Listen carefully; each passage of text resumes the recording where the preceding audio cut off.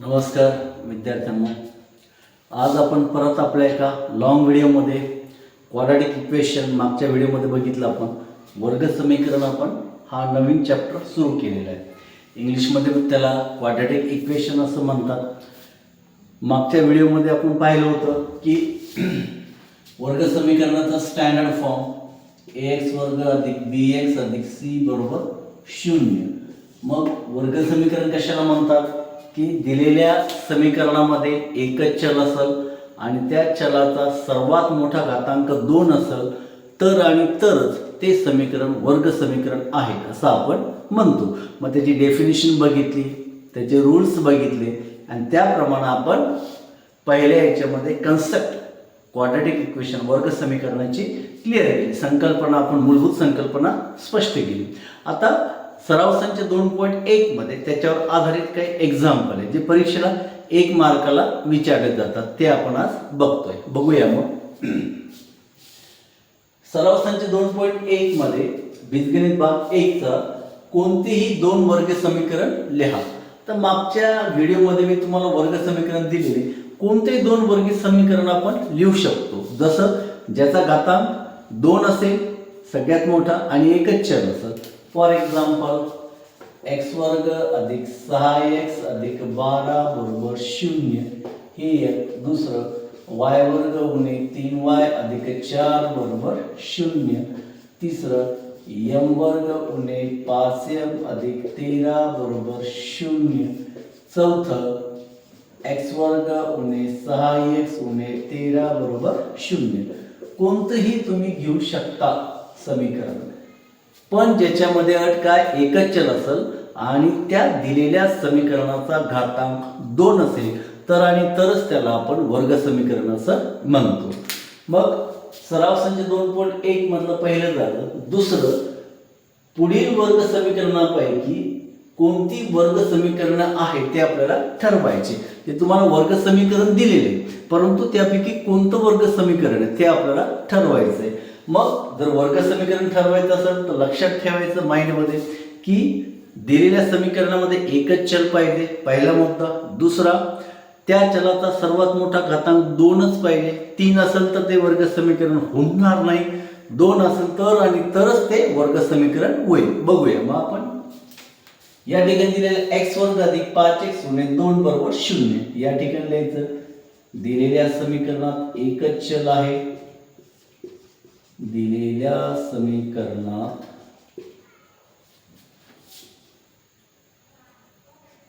एकच चल असून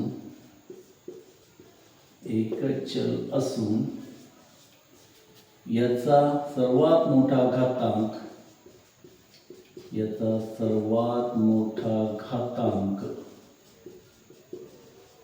2 आहे.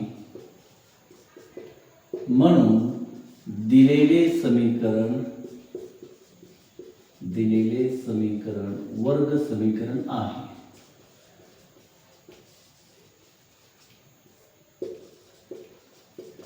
असं तुम्हाला परीक्षेमध्ये त्याचं स्पष्टीकरण द्यावं लागतं की दिलेल्या समीकरणात एकच चल असून त्या चलाचा सर्वात मोठा घातांक 2 आहे, म्हणून दिलेलं समीकरण हे वर्ग समीकरण आहे. सेम त्याचप्रमाणे y वर्ग बरोबर 5y उणे 10 याला आपण लिहू शकतो ax वर्ग अधिक bx अधिक c या स्टँडर्ड फॉर्म मध्ये आणायचे.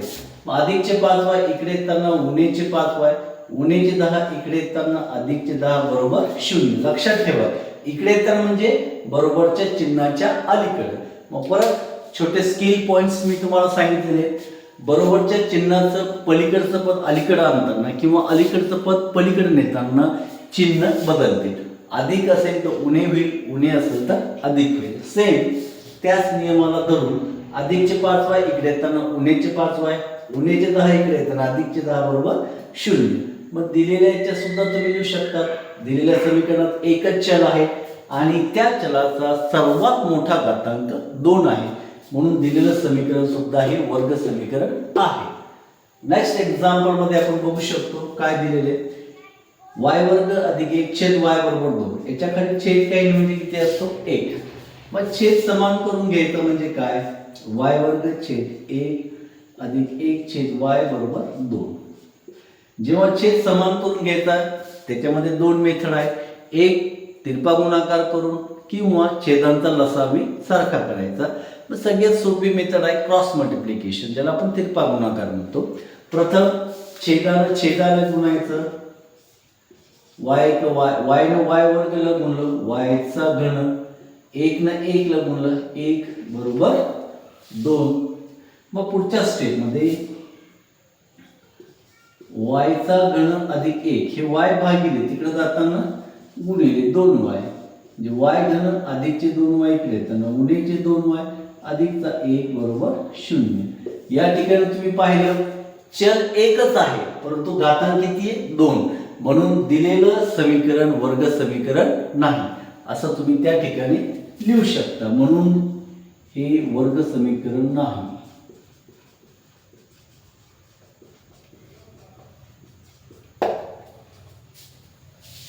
मग आता सराव संच 2.1 मधले 3 एक्झाम्पल झाले, पुढचे आपण 2 ते 3 एक्झाम्पल बघूया।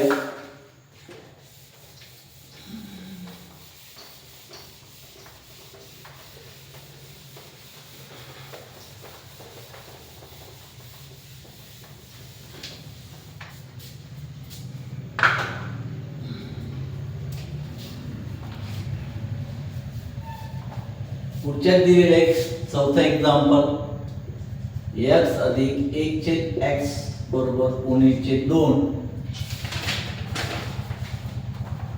पुढच्या दिलेले दुसरं m अधिक 2 दुसऱ्या कंसात m उणे 5 बरोबर 0। हे दोन एक्झाम्पल बघूया आपण।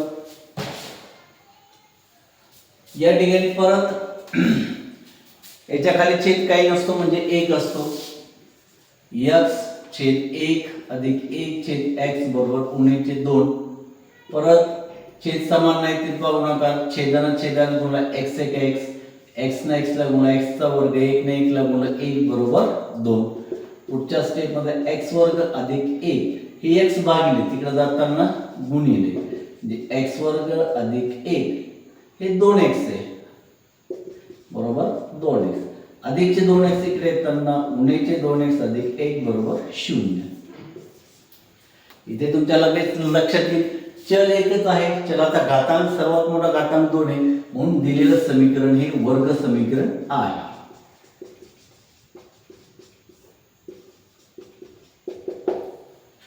सेम त्याचप्रमाणे हे दुसरं एक्झाम्पल आहे, m अधिक 2 दुसऱ्या कंसात m उणे 5 बरोबर 0। या स्टेप मध्ये m न एका कंसाला दुसऱ्या कंसाला गुणायचं, तर हा जो पहिला कंस आहे याच्यातील प्रत्येक पदांना दुसऱ्या कंसातील प्रत्येक पदाला सेपरेट गुणायचं। कसं ते बघू। m न m ला गुणलं m चा वर्ग, m न उणे 5 ला गुणलं उणीचे 5 m। आता m न गुणलं झालं आता अधिक 2 न गुणा, 2 न m ला गुणलं 2m अधिक 2 न उणे 5 ला गुणलं उणीचे 10 बरोबर 0। पुढच्या स्टेप मध्ये m वर्ग उणे 5m अधिक 2m बरोबर उणीचे 3m, एक छोटी संख्या एक मोठी संख्या, मोठ्या संख्येचं चिन्ह दिलं उणे 10 बरोबर 0। या ठिकाणी तुम्ही परत बघू शकता याच्यामध्ये एकच चल आहे, चलाचा सर्वात मोठा घातांक 2 आहे, म्हणून दिलेलं समीकरण हे वर्ग समीकरण आहे।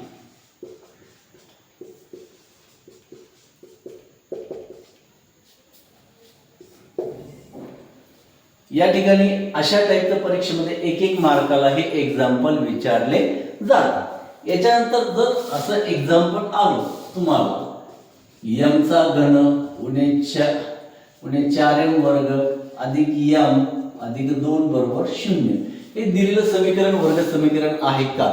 तर लक्षात ठेवायचं इथं एक चल निश्चित आहे परंतु चलाचा सर्वात मोठा घातांक 3 आहे, म्हणून ते समीकरण म्हणजे दिलेलं समीकरण वर्ग समीकरण होत नाही। आजचा व्हिडिओ जर आवडला असेल जास्तीत जास्त लाईक करा, सबस्क्राइब करा आणि बेल आयकॉनला तुम्ही क्लिक करा, जेणेकरून तुम्हाला नवीन व्हिडिओचं नोटिफिकेशन लगेच पडेल। पुढच्या व्हिडिओमध्ये आपण सराव संच 2.2 घेतोय, तोपर्यंत जे दिलेले व्हिडिओ आहे जास्तीत जास्त बघत चला, प्रॅक्टिस करा, स्वतःच्या सेल्फ नोट्स तयार करा। लवकरात जवळजवळ महिना झालाय ज्या विद्यार्थ्यांनी मन लावून व्हिडिओ पाहिले त्यांनी नोट्स तयार करा, त्या विद्यार्थ्यांनी पुढे जायचे. बाकीच्यांना परत रिक्वेस्ट करतो, जास्तीत जास्त व्हिडिओ बघा आणि स्वतःच्या सेल्फ नोट्स करून जे एक्झाम्पल दिले, नुसतं व्हिडिओ बघून थांबायचं नाही. जे समजावून सांगितलं ते एक्झाम्पल पहिले न पाहता करून पहा. 1-2 वेळेस जिथं चुकते ती स्टेप क्लिअर करा. त्या टाईपचे एक्झाम्पलची प्रॅक्टिस करा, जेणेकरून मॅथ्स तुमचं पक्का होईल. नेक्स्ट व्हिडिओमध्ये आपण लवकरच भेटू. नमस्कार.